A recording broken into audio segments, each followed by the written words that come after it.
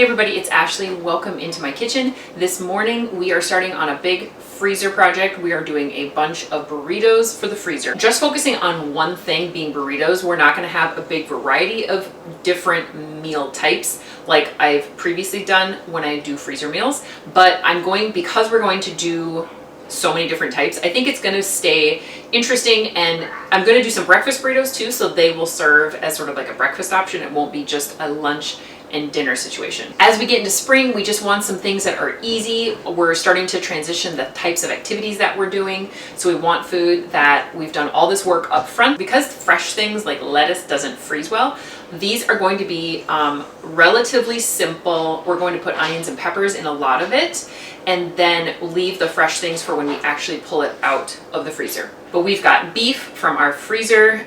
We've got so much ground beef, so I thought that's obvious. We're gonna do some taco meat with that. I've got a ton of chicken, and I was thinking it might be nice to like shred some and then leave some more like chopped or cubed. And so we'll kind of take the chicken in two different directions. I have some red beans here that I started soaking last night to be able to throw in some.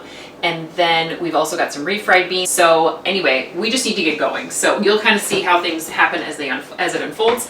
I was thinking I would first get the chicken going because I'm gonna need to let that cool down before I can handle it. So I'm gonna get the chicken baking. All right, I just tore a couple pieces of parchment paper. I know that this is not gonna prevent all of the juices from going underneath, but I think that just having a thin layer here will help with the cleanup of the chicken.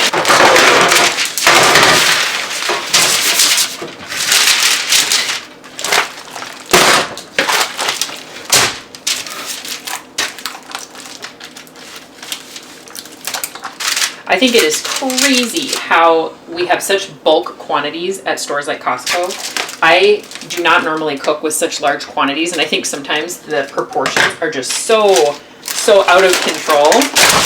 But when doing a big project like this, it is surprisingly amazing. These quantities just are so helpful. I mean, this is literally like each one of these packages works for a single dinner for our family.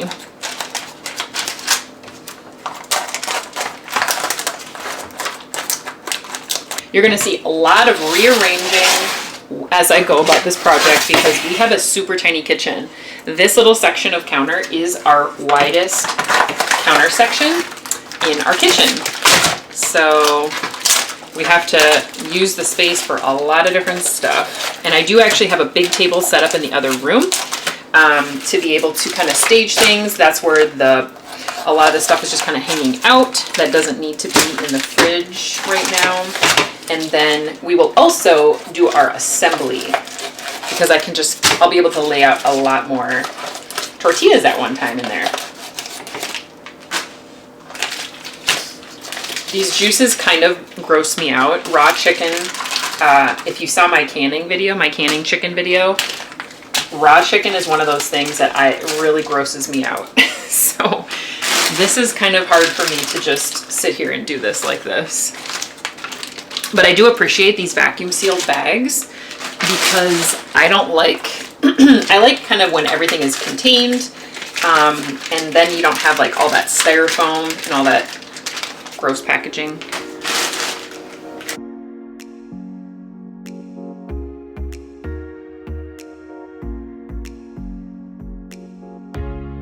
Okay, so we're gonna do two different sort of seasoning profiles. In case you couldn't tell, this is thigh meat.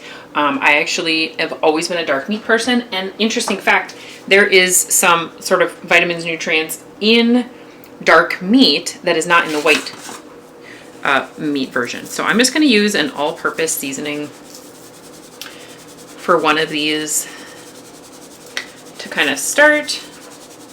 And I'm gonna do it pretty liberal. We want our burritos to be nice and flavorful. And I should flip this over, but I'm not going to because I want to be done touching chicken. All right, until it's cooked, that is. All right, so that was just like an all-purpose seasoning, and it has like onion, garlic, celery, and that stuff. This is a taco seasoning. Now we're gonna use some of this taco seasoning on the beef. So I don't want to go too crazy with this. We don't want there to be you know, we want there to be a lot of variation in the flavor of the things that we're cooking. So in order to not go too heavy on that flavor, I'm gonna stop there. Oh, there's paprika in that all-purpose too. So I'm actually just gonna add additional of some of the ingredients. So we'll put some paprika on both. This is real fresh. I just got this yesterday. And then I'm gonna put a little bit more cumin on this one. We're gonna stay away from cumin over here. I think we're gonna do like a fajita style on this one with the all-purpose. And then this taco-y one, we're gonna shred. At least that's what I'm thinking right now. So we're gonna add more garlic powder. And I think we're gonna add garlic powder to both trays. And then I'm almost out of onion powder, but we're gonna see how far we can get with it.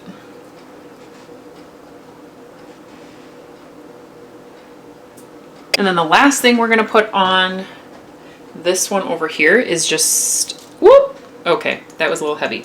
It's all right, this is all gonna be mixed around at the end. So if one piece is heavier than the other, that's okay. This is home dehydrated celery leaves and stalks. And celery powder, like I said, is in that all-purpose seasoning. So I am perfectly fine putting it in here. Okay, that's it. We're gonna go ahead and get this chicken baking.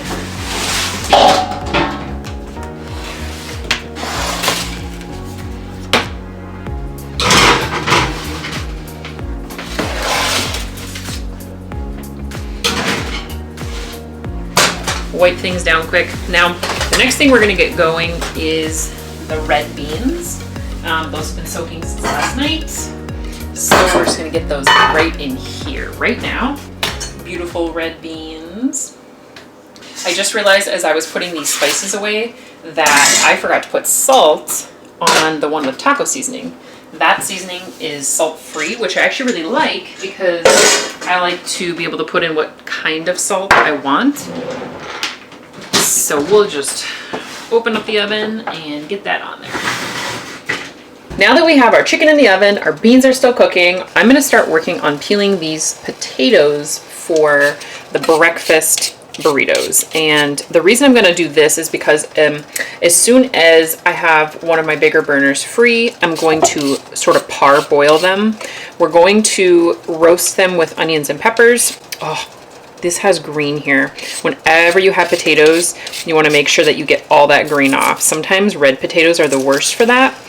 And if there's too much, I actually toss the potato. That can be, I think it's called solanine. It's sort of like a toxic compound that can be in potatoes. So anyway, whenever I see that, it can be from exposure to light, but it can also be that. So you always want to make sure you get that off. That can happen from being exposed to too much light, like under fluorescent lights in a grocery store, being too close to the surface when they're being grown, but it can also happen when they start sprouting. So when potatoes start sprouting, you want to make sure you get the whole sprout base removed. So I used to be very pro leave the skins on always, but now I find that so many potatoes have that underneath the skin. I'm more comfortable if I peel them. Only thing that I'm a little bit curious about with this project is that my tortillas are pretty small. So I want to make sure that I'm being mindful of that when I'm chopping and dicing and things like that, because I don't want things to be like overwhelming these little tortillas. I think it's going to be okay, but yeah, so when it comes to these potatoes, we're gonna do a really fine dice. I'm gonna boil them and then we'll get them roasting before we get them in the burritos.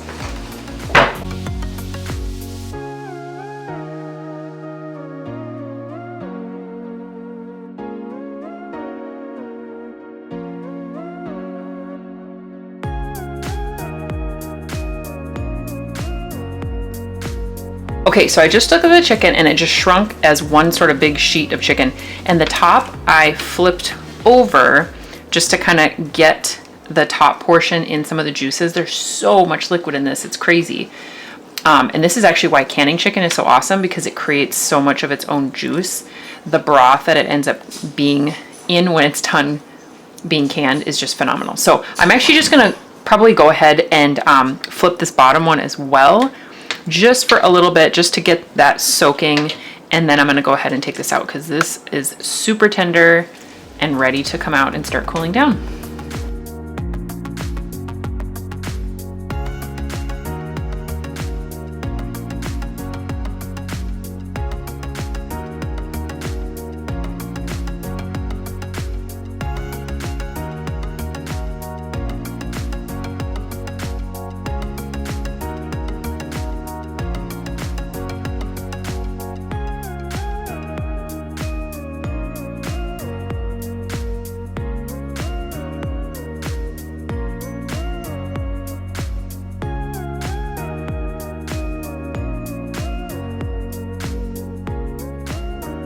All right, we got 5 of our 8 pounds of beef in cooking. I think we're gonna do it in batches. So we didn't want to overwhelm the pot. We're at a sort of a standstill with the stovetop. So I thought, let's get our beef started. We got that sauce made. Now we need to get our onions and peppers cut up. We don't have any clean bowls right now. We're dirtying them all. So I'm just gonna go ahead and do this right on the pan. A little bit of olive oil and some salt. I'm just gonna keep it super simple. With these potatoes because there's so much coming from so many flavors coming from so many different directions. So we're gonna keep it simple with the potatoes. I got some help doing some cutting. So we got some of these bell peppers cleaned out, tops removed, seeds in there. So we're gonna go ahead and of course get all this top part separated out so we can get these in our food processor. And then we'll get the onions going. Right here, we are getting all of the chicken chop. This is the one that had sort of the reddish seasoning, the Lawry's, the all-purpose seasoning on there. I wanted to do this sort of like fajita style, kind of diced up, and then we will try to shred the other one. Yep. All right, we got 2 pans here to do some mass sauteing with the onions and peppers. We're just gonna turn them both on and have them on as we get things out of the food processor and just throw it right in the pan.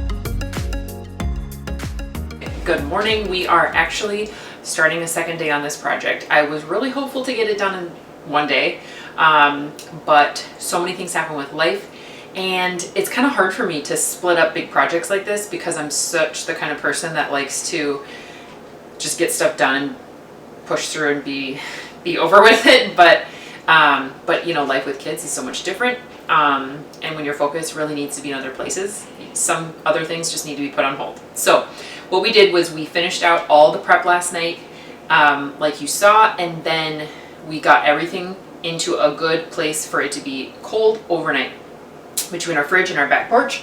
Right now it is just over 30 degrees, just barely. So it's nice and cold outside, probably colder than our fridge.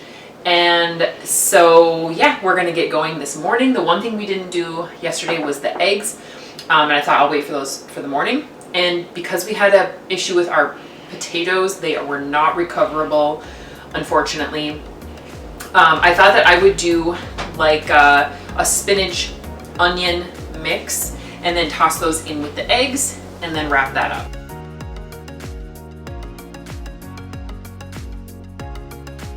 So we're just gonna go ahead and get these onions sauteed up in butter. I don't know, this is gonna be a lot of eggs. I might want some more butter, but we'll see.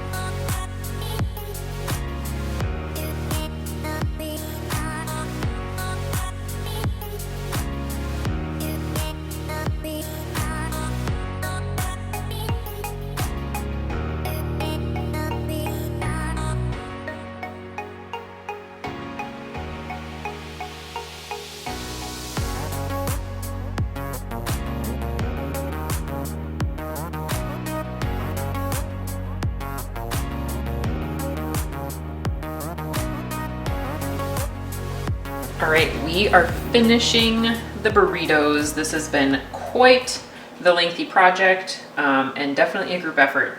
I'm just putting some provolone on here. I decided instead of doing, we had the potato issue. So I used up the rest of the beans on some of these, layered it with the spinach, eggs, and then put onions and peppers as we have on all of these things. And then I thought, let's use some provolone cheese because we've got that spinach and the eggs and sort of like a Florentine egg combination. So that's what we're doing here as we finish this up.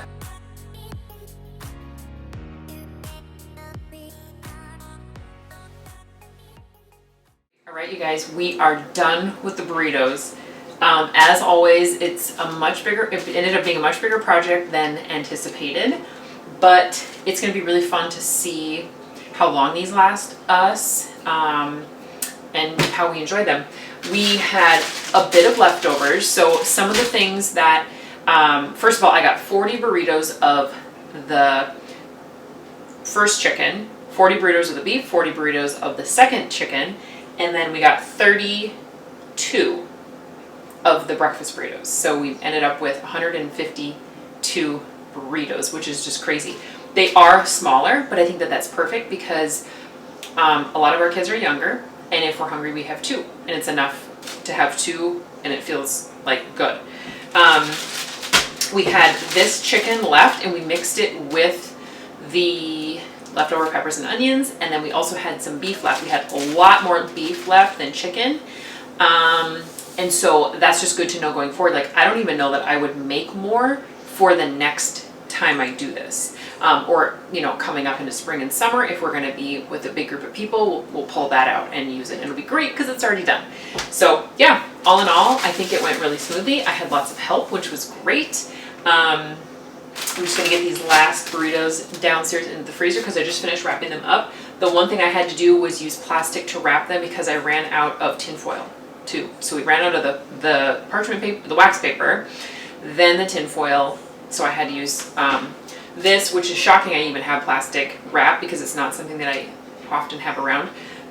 So anyway, I use that for the breakfast ones. And again, we're going to be able to reuse all these plastic bags that these burritos are stored in because it's just the wrapper. There's nothing dirty about them now in these bags. So anyway, thank you for being with me as we go through this project. I hope you have a wonderful day, and we will see you soon.